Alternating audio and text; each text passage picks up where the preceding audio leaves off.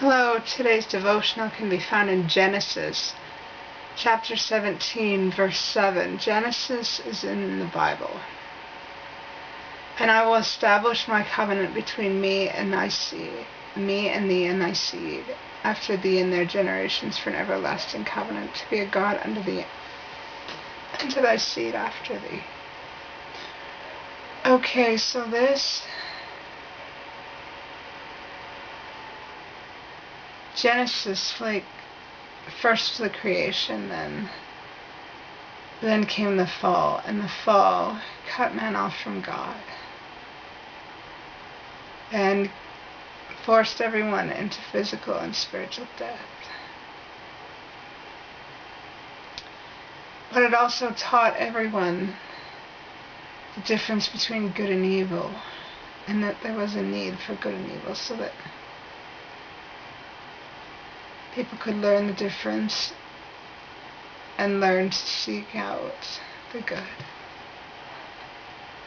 But the Lord, being all merciful, covenanted with Adam and Eve.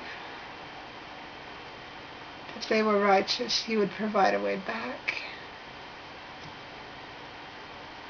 to His presence. That way didn't come for several generations, but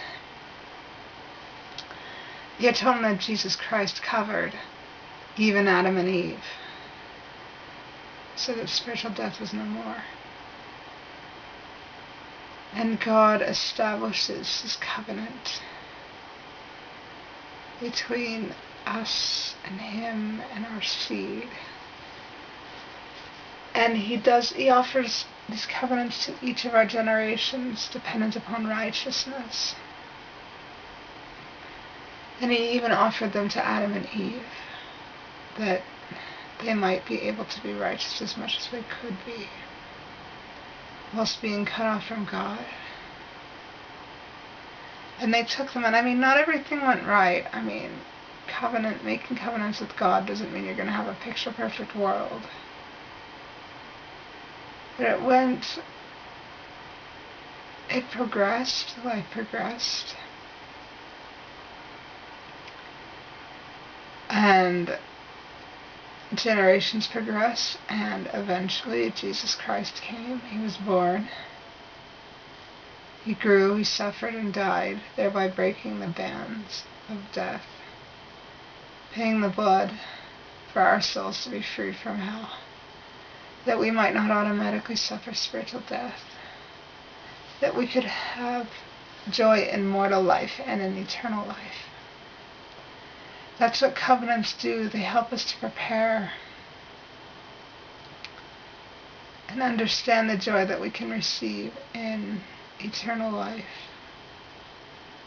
And the time we have in mortal life to make and keep these covenants helps us to continually understand the responsibilities that not only apply in this life, but apply in the next life, and that